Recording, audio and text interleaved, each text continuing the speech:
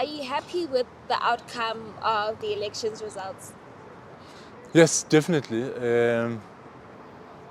I'm pretty chuffed with the results. For one thing, I think it shows that we don't really have what we've been calling one-party dominance. If we've been having that, it's now starting to fall away, and that's a good thing. It's also good for the vibrancy of democracy, I think. The fact that one party cannot just think that they can rule for all eternity. That they know that there are other parties out there, and the electorate is alert to what the governing party is doing, or whoever is in government. So I think it's good in that sense, and I'm really, really happy that the outcomes have turned out in the way that they have, because I think it's an expression of the population in the country, of their unhappiness with some people and their happiness with other people, and their willingness to give other people a chance to see what others can do. Because, I mean, as we all know, we've had now 30 years of the ANC. I think, to a certain extent, I'd say yes, because ANC never really did justice for these past years, I think, for our people. And I feel like with the turnouts and the outcome of the votes, it just makes sense, you understand? So I'm happy because I think it forces them to get it all together. But I can't be happy without knowing what the outcome will be, you know? Because there's chats about a coalition government and stuff. So right now, my happiness can't be really a thing before I actually know the outcome and how things are going to go on from here. Okay, number one, yes, I did vote, and I think everyone is happy about the election. But the thing is, people are concerned about how everything went, you see.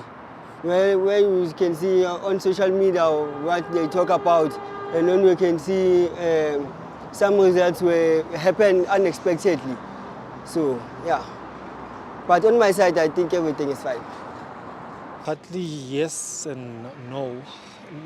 Yes, in a sense that the ANC, it has got less than 50% of the votes.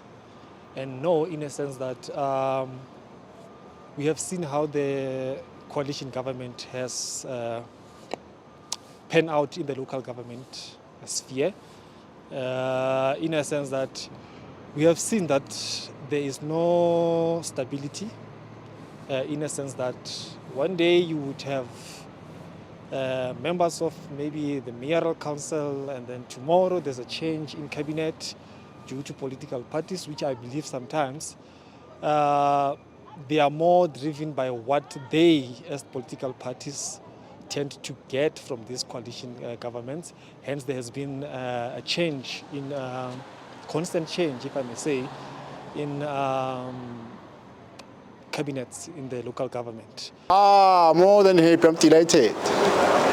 The reason being,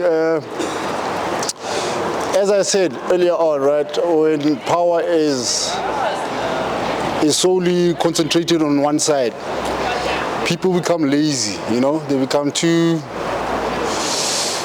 lazy, man. Like, you are gifted with all the things that you need to help us out, but you are too lazy to dish out, you know.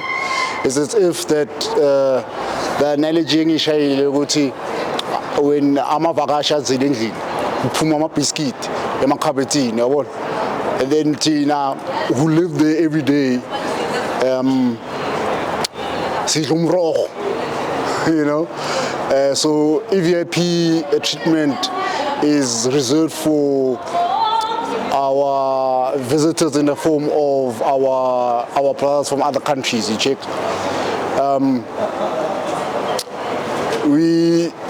We are left scraps more about you know, just to be But otherwise, I'm happy with the situation. It will swing the table a bit. Our tectonic shapes, as Amachit I would say, has shifted.